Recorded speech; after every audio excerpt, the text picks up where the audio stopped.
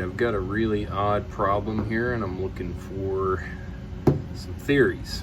So here's the chiller plant and you can see chiller 2 is running. Now chiller 1 has been tripping out on some kind of high superheat function that I believe occurs shortly after a startup, but I've not been able to duplicate that, otherwise it runs perfectly. So we're not concerned with that at the moment.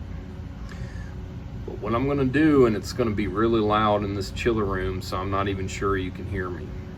If the volume cuts out, let me just explain what I'm pointing at and why. So we're first going to go over and look at chiller 2 screen.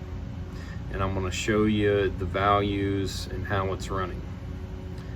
Then I'm going to reset chiller 1 and that's going to come up and run.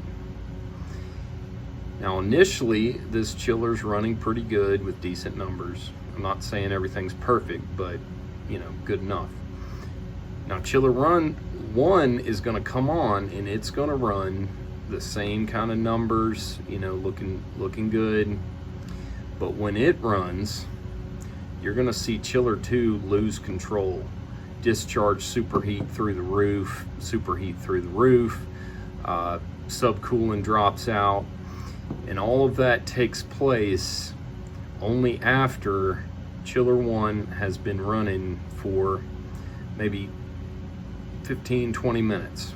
So I'll set a timer and we'll try to figure that out. But what's odd about this, you know, in some cases I would think that it's losing refrigerant control. The only explanation would be something external to the chiller, in this case some kind of water flow issue, but I'm not seeing that really reflected in the temperatures. This is an odd one though, very, very odd. All right, let's get to it.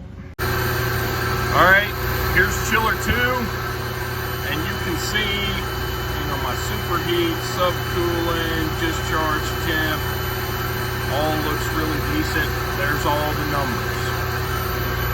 We're gonna go over here and reset this chiller 1.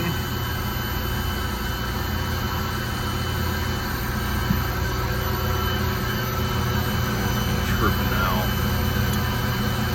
I'll just show you this alarm here. Let's see what I'm doing.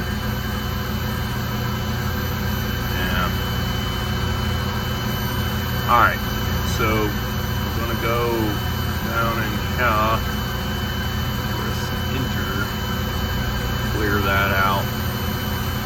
Now, it's going to try to boot up. Yeah, these are old. Okay. It's going to pre-lube and all that stuff, and then it's going to boot up. We'll give it some time to run. Alright, we're going to start over here at chiller 1. It's been about 30 minutes. So, running exactly like chiller 2. Come over here to chiller 2. Check this out.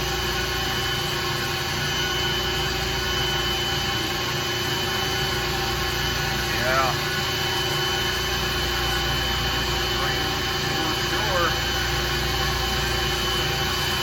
Now it never does fall out on any kind of code. That's just very odd that